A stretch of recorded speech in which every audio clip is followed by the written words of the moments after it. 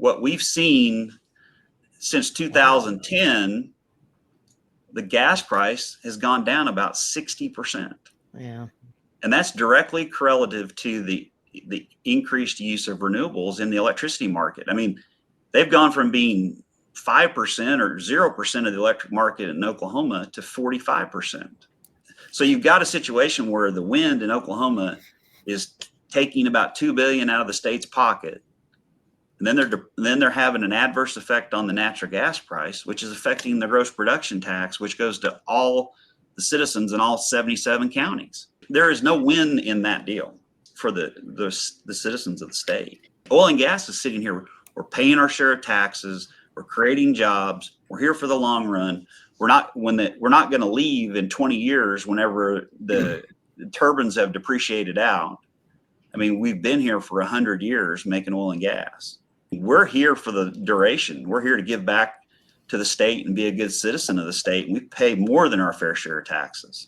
Yeah. And just to clarify, that gross production tax, that's a benefit to every single person, or I guess every county in the state, compared to wind doesn't pay anything. I mean, what is there, like, if you've got a county that's producing a high amount of wind energy, what's the benefit to maybe a county that has none? Is there any? There's zero. I mean, there's 26 counties in Oklahoma that get ad valorem tax from the wind. So that means there's 51 that don't.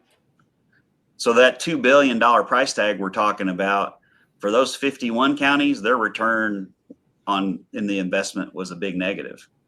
What's the break-even point for the price of natural gas to actually be viable? Because you're literally employing probably hundreds of thousands of people across the state in the natural gas business, as opposed to wind. So, what's the point to where this really starts being concerning with jobs in Oklahoma?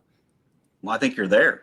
You're just having the demand for the product destroyed by somebody who's not paying their fair share.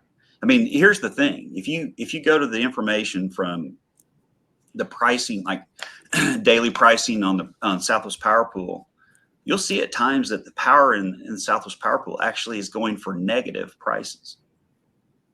And the guy who's producing all the power or most of the power in those situations is the wind.